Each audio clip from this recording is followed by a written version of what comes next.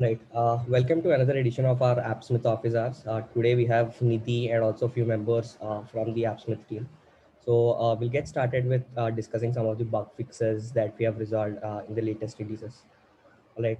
Nidhi will go through the bug fixes.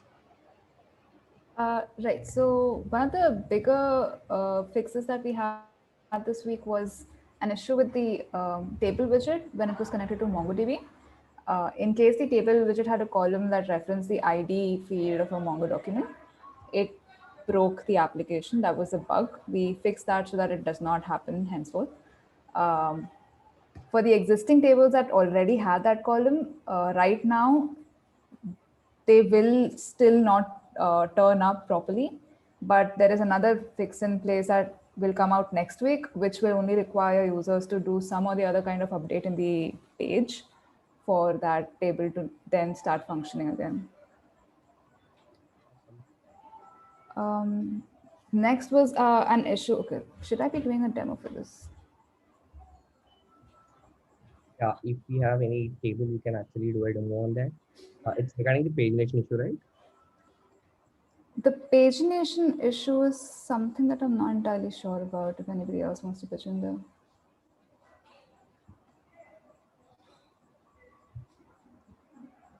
Is not linked.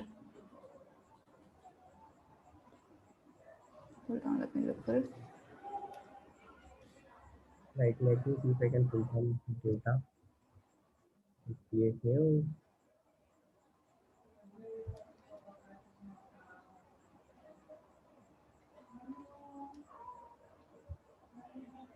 Right. We can talk about the pagination issue. So previously, whenever the table has like a huge amount of data, like the pagination used to work. But like whenever like we only have like limited data, say like 3 or 4 rows, like it still showed up pagination. But now, if at all you have like little amount of data, you have those pagination icons, left and right icons disabled now. And like if you see lots of amount of like lots of data, like if at all you turn on this pagination feature, now they will be active. Like you can go through the next like go to the next rows using the pagination. So the other thing was text align issue. So if at all on tables, if you want your columns to be aligned on left and right, previously we had issue in the text alignment. So if at all your columns are right, like and also the data on inside the columns is left. So this issue was now fixed. Like if you set the property to left, all your column headers as well as column data will be now like aligned properly. So this was one issue in terms of UI we have fixed. So yeah, Nidhi, can you talk about the column indexing issue? The table column. So this was an issue where selecting the edit function for columns inside of the table widget did not open the correct column properties Mhm. under some scenarios, and that bug was fixed to now reflect the right properties for the correct column that was being edited. Awesome. So these were the major bug fixes we have resolved in the latest release. It's mostly on the table widget, but soon we are having like lots of new features and like also like bug fixes in our latest release. Cool. So now we'll be doing a quick demo on our latest chart widget. I guess Nidhi will be taking over for like building some good charts using our like Fusion charts option. Right. So I'm going to share my screen for this.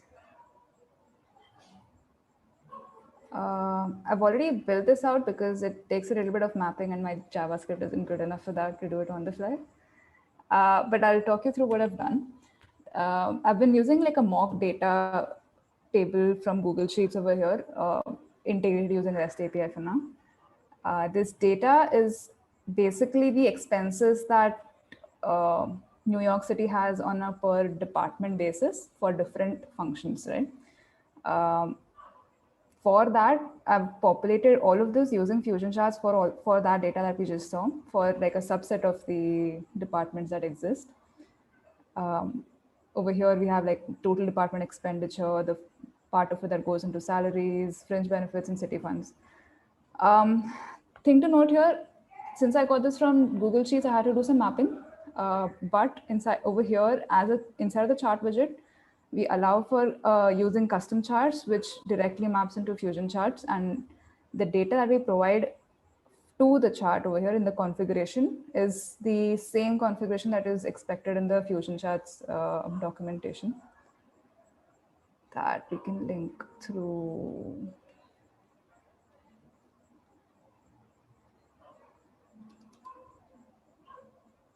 Our documentation here.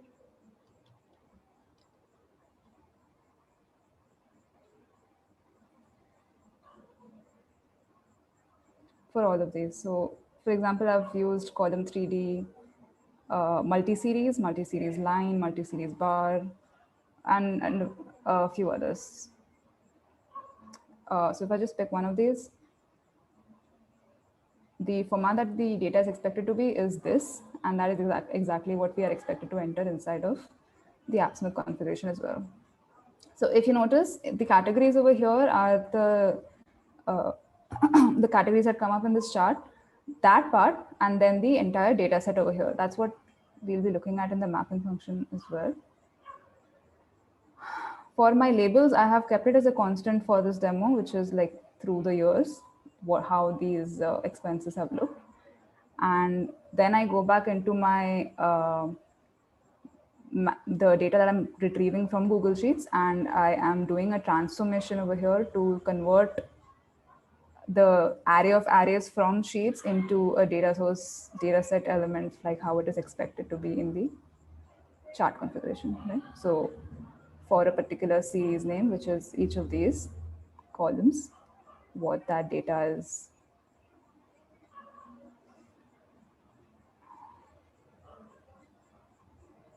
For each of the years. So like through my 4 years, I have values for each of them.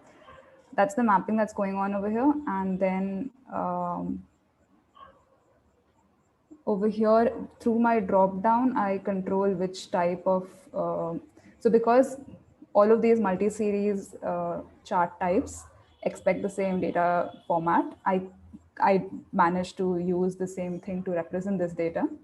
So if I switch through these options on my drop in the drop down, actually I should go to the deployed version so that it's easier to use.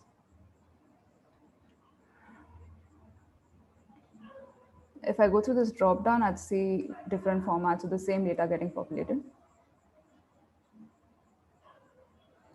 Different kinds of insights that come in from this. Change the type, right? Sorry? For this, we'll just have to change the type, right? Chart type. That's correct. So if I go back to the editor, if I look at this one again, this drop down one dot selected option value is giving me MS column 3D right now, which is what I've selected here. So if this changes, I mean, in the edited mode, I can see that the value for this will also change. It's an MS bar 3D now. So yeah, that's what we have for Fusion charts. Awesome. So probably we could have like different use cases in future, like building a visualized dashboard for sales data, some sort of that time series data, lots more. Cool. True. Like the biggest advantage with having this integration in place is that now with just one type of mapping for your incoming data, you can have multiple types of visualizations. For example, the stacked format in this chart that I showed in the demo was useful for us to know the total number of expenses across different categories in just one visualization. So. Right. And also one advantage is that here we are using Google Sheets. Again, we need not like connect to data sources and stuff like that. Directly integrate databases. You can just upload your CSV to Google Sheets and like use the OAuth module on AppSmith and then directly do the visualization, right?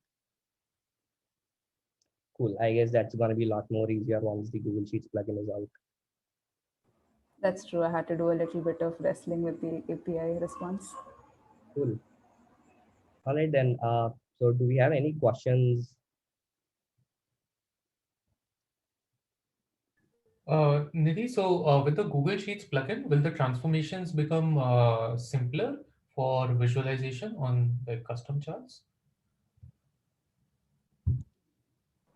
So the thing is that right now, because the format being an array of arrays, I had to filter through the columns I needed and the rows I needed, and then map it on a per array index basis, which is prone to errors. And like as soon as your data that is backing your information changes, your mapping function will break.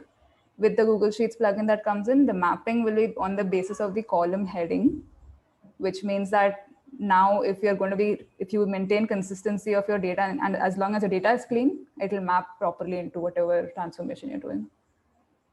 So okay, so it will definitely make the transformation a lot simpler, more predictable. Yeah. Okay, cool, awesome, thanks. Right. Any other questions? Awesome. I guess that's it for this week. Also, we have a lot more coming in the next week, like lots of new features coming in. So stay tuned. And also, if you have any questions, you can always ping us on Discord or post an issue on GitHub if at all you like find anything difficult using Apps. I guess that's it. Thank you guys for joining. We'll again meet back in our next office session.